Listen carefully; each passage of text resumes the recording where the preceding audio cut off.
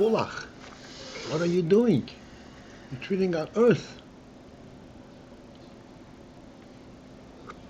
You know what the earth goes through in order to give you this surface, this comfortable surface on the top? You know what's going on inside? How it boils up inside to give this surface some kind of a living quality? Even in a physical sense.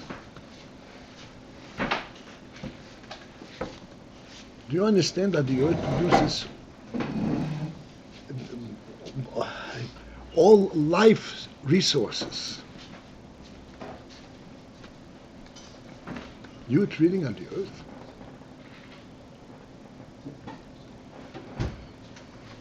What is the answer? I'm treating on the earth because I'm the Creator's a prince. I am here. He put me here. And this is why I'm treating it. Oh, okay, now you're welcome. Now you have the right. Now you're there because you enhance, actually, you reveal what the earth is.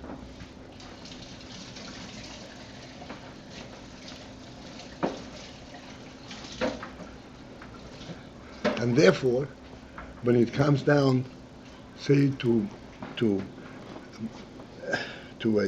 narrows it down to a, Odom Allah Barosha, we said the other day, Odom Allah Barosha does not mean just the species. It means every individual person. Every individual person was put on earth as an individual. And every individual person has the full right on the entire earth. Because without having the entire earth, he would have nothing. Like we said, the person does not walk on a path, he walks on the earth. So then when it comes down to a lower level, where as an individual, not only is he treating on the general earth, but he gets a specific position, identifying his place on earth. He derives that place, that definition from his original relationship to the earth. The specific ownership is just a narrowing down and a defining that element of his belonging to the earth on a lower level, on a practical level. This is what's called chochmah and binah.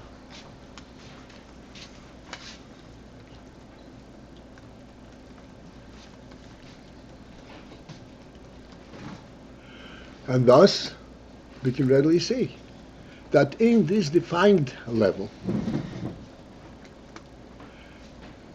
there is the full richness of its original reality, except it's narrowed down. Now, everyone owns the earth. Every individual owns the earth as part of the entire human race, so to speak, entire Jewish people. Now, that element has been identified to the individual himself. And in a certain sense, we say, okay, this is his, and to the exclusion of everyone else. Up until that point, there is no exclusion. Everyone owns it and doesn't exclude anyone. When it comes down to the midah, this is what the midah. There, it is a clear hasaga. So he owns it. How does he own it? To the exclusion of somebody else. That you can already grasp the point. Because in the world, you can only understand things if there is the positive and the negative.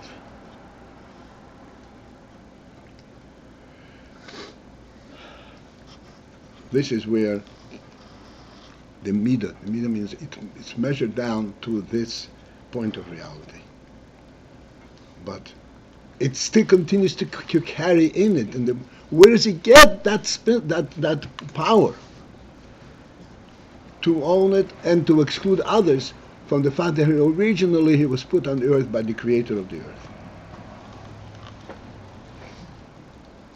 And he gave each one his individual task, his individual mission.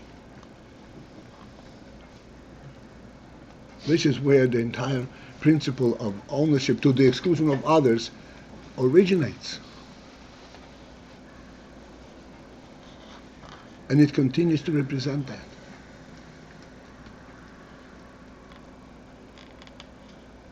The more we reflect on it, everyone exceeds points to this. But when you come down to the thing and distinction between chochmah and binah, you have this the principle of hasaga. In chochmah you don't have a hasaga. How do you own the earth along with him?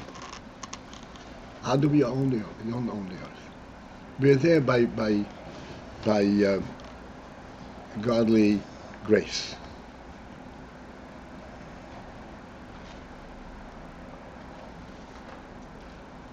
That's a great way of owning, but it's not owning you from your perspective. When it comes down to binah, you realize, no, he actually gave it to you. You have the ability to own it to the point that you can exclude others in a certain sense. You can only include others in a certain sense. This idea of exclusion of others, how does that relate back to the neutral in terms of the presence of a midah in any? That's what a midah is. A midah means this and not that. Excludes and not chayv. That's what it means. Midah means a measure. That measures it's from here to here and doesn't extend any beyond. The exclusion to that is, as we always say. Who asked me that you asked me that grasp hasaga is through its outer boundaries. It means as long as there is no exclusion, there is no full hasaga. What does it mean you own something? Hasaga here goes with midos. Hasaga is prior to midos. Hasaga is the precursor to midos. Hasaga is binah. Hasaga is in binah.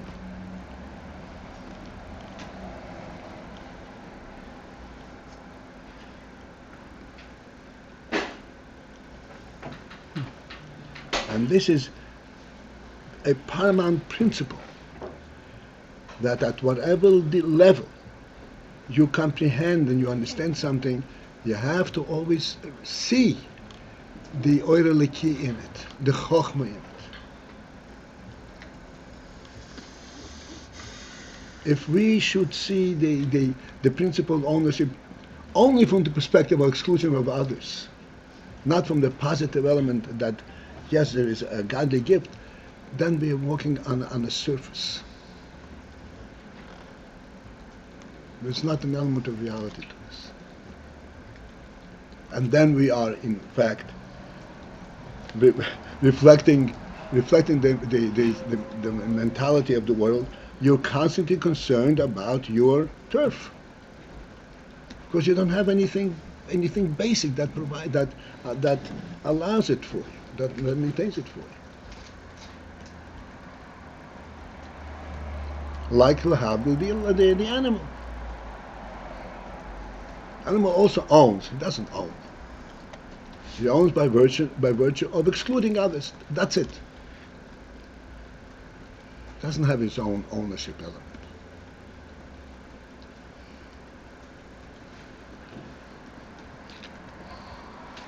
So then the progression is Brasiyaris Adam is the view from chochmah, which is a general statement that the world was given to mankind, and then the next step there is the world was given, every individual has his chelik, and then the next step from there is I have my personal chelik, and that's the midah. This is mine, and not yours. Well, yes, but you jumped several stages. I have my personal chelik. That's a midah mamash. That's not hasaga. That's not binah. Binah is still at the chochmah level. What is the reality?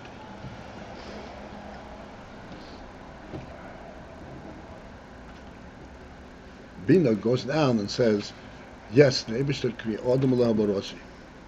Okay? Like we always say. Think about this. We always point out. Chochmah is a phenomenal thing. Chochmah is illustrated by sight. In sight, you see the entire panorama at a glance, but there are individual entities, areas there. but you don't identify with the individual areas.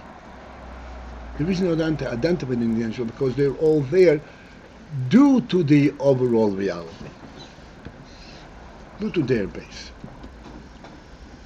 So you see it from the base perspective.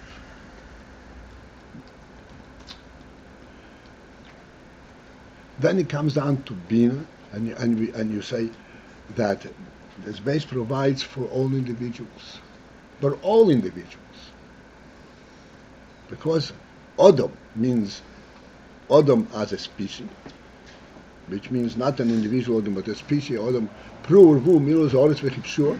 Adam multiplies, and there are many Adams, and each one of them is part of this Adam, which means each one of them has this mandate, this presence. That's been a beginning to identify closer. Hasaga. What's meant Adam? Who is Adam?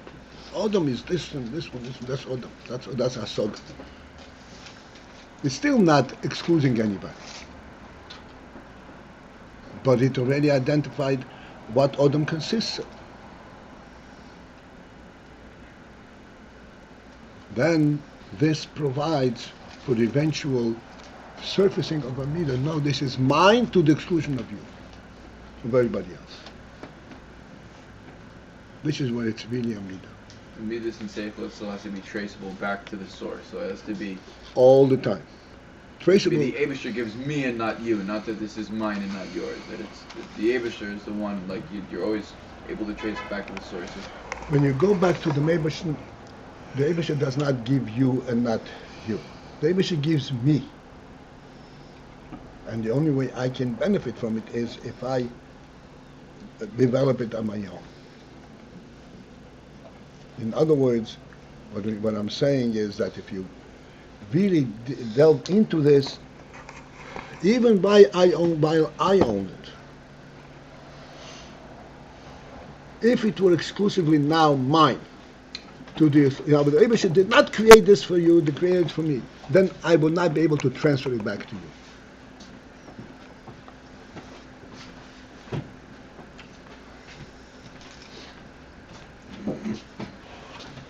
Then it's completely excluded, finished. But that's not the case.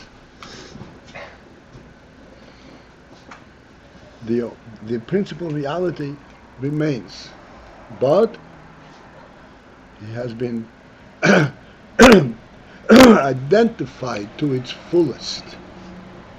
Which means when you say Adam, it means every individual and it means me, and when it comes down to that level, ownership means me to the exclusion of you. But that's only at that level. That level does not define the full depth of that ownership.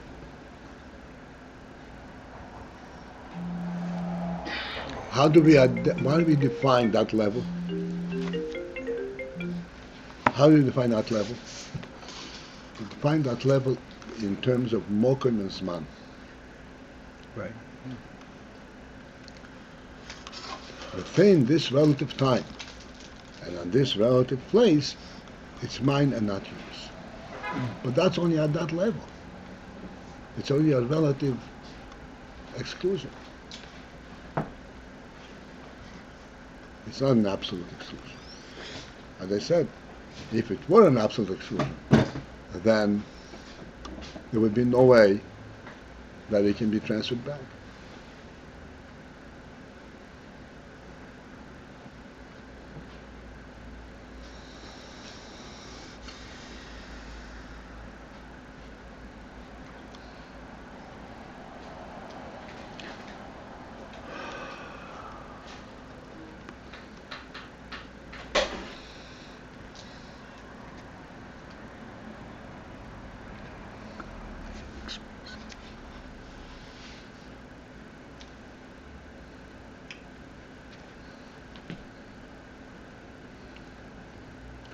Okay. There's always more to say. And therefore we have to, like Shlomo HaMelech says, Eish ledaber, ve'eish lachshes medaber.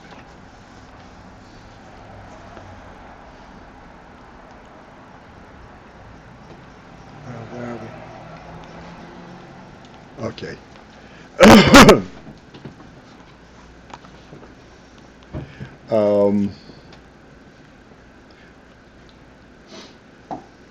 I believe that we are at the line. I don't remember exactly. The line that begins lo yesh klal. Approximately 10 lines from the top, maybe less. Paltiel?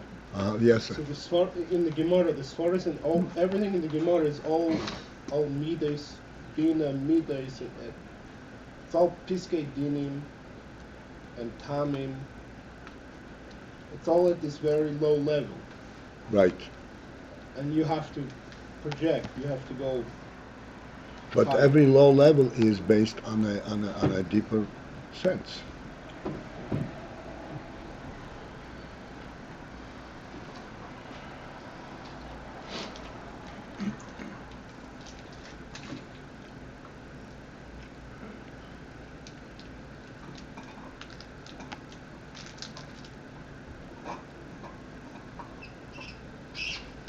So the Rebbe says the difference between chochmah and binah is, even though binah too allows for change, it's also fluid in a certain sense. But the principal difference is that in binah there is always a tziyur, a form. Like we said, the idea of mind to the exclusion of others, not just mine. Also. By a positive sense. Why not? It's everybody's. There's a tzir. In chochmah there is not a tzir. In chochmah lo yesh klal tzir do schus v'chayiv.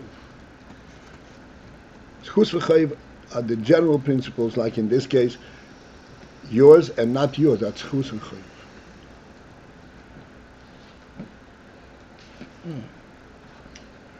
Schus and chov is Schus comparable. means merit, Yeah. and chov means Obligation. No, they're not obligation. They negative. You Uh, demerit. Demerit. Okay. All right. Oh, okay. In other words, this and not that. Right. This and not this. Right. Yeah. Okay. Chochmah b'mabel, as in the example of the mabel. He brought down before the mabel as an example of the fact that that it could change, that seichel can change. Before the mabel there was a svara, and that compelled, that brought out the ultimate decision to destroy. And then after the mabel there was a similar svara, but that resulted in a guaranteeing that it will continue its continued existence. So, saying, so being further elaborated, says yes, indeed, it can change, but nevertheless, there is a certain definitive element in binah. So As going back to the emotion of the mabel, yeah. both of those svaras regarding the mabul come from the same chochmah. Ultimately, yes. Not from the same chochmah, from chochmah. Chochmah is not a saint. Chochmah encompasses the whole reality. From a chochmah perspective, we said the other day, we both own it equally, all the way down to the core.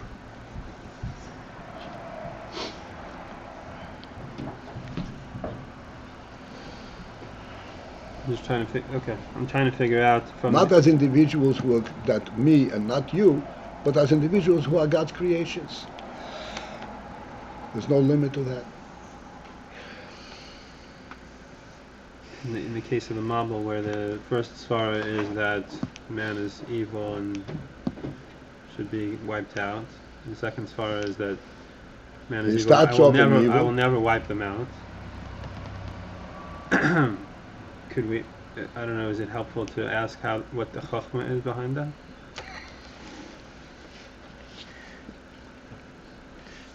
The chochmah behind it is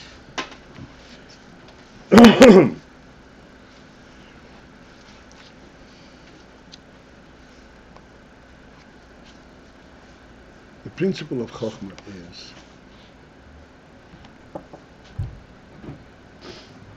like we said in sight. Every individual tree is there. But its mandate to be is not because it is there, but because there's a reality.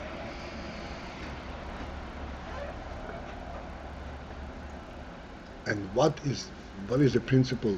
There is a reality, and then there is individual things.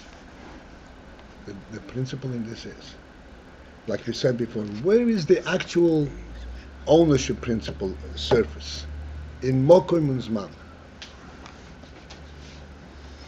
When it comes to speak to a relative level. Relative level is based and sourced in the absolute level. Chochmah recognizes that in order that this tree should be a full-fledged tree, it has to stop from a fledgling. It has to grow. And this is what the Chochmah said. From youth on, he is evil. And it takes, and who knows what's going to be when he matures, so to speak. It starts off with evil.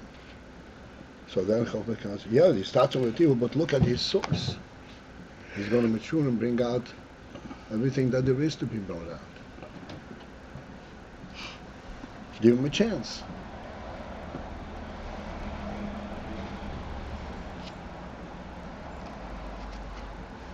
Ooh. You usually interpret that as being kal v'chomer. When he gets bigger, his evil is going to grow bigger. That's how it's, usually. Well, you may think that way, but then as he grows and becomes mature, and his seichel sets in, Yeah. and he begins to see, wait a second. Me to the exclusion of others is not the reality. Me in partnership with others, that's a little more real.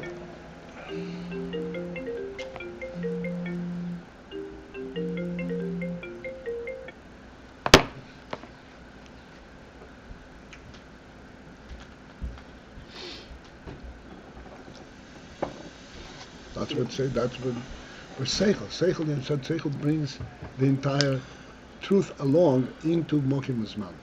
It's a phenomenal thing. Right, okay. So in the Gemara you have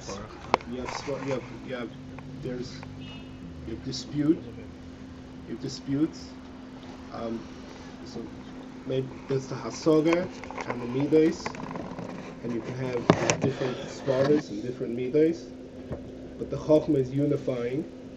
Is there any fruit in Anyone? Is there any fruit? Is it fruitful at all to think into, because the chochmah in the Ayin is going to unify the svaras.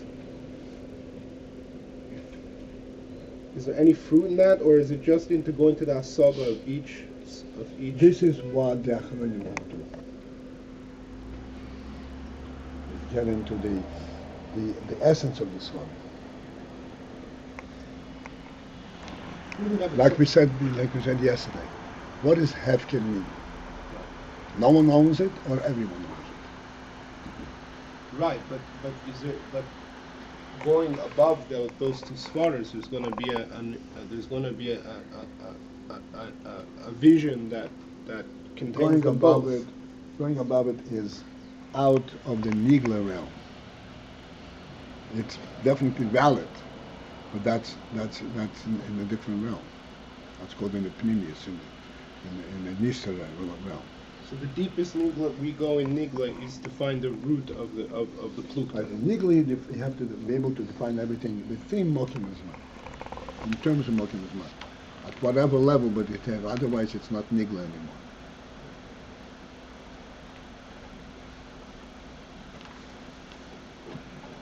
Okay, in that case, this is where we say to the exclusion of how we learn, to the exclusion of davening. Now we're going to daven to the exclusion of learning. I want to give a shout out to my friend Shlomo Yonason over here and give him a big yasher koyach for the editing job he does on these videos. Have a great It's day. very, very difficult, man. I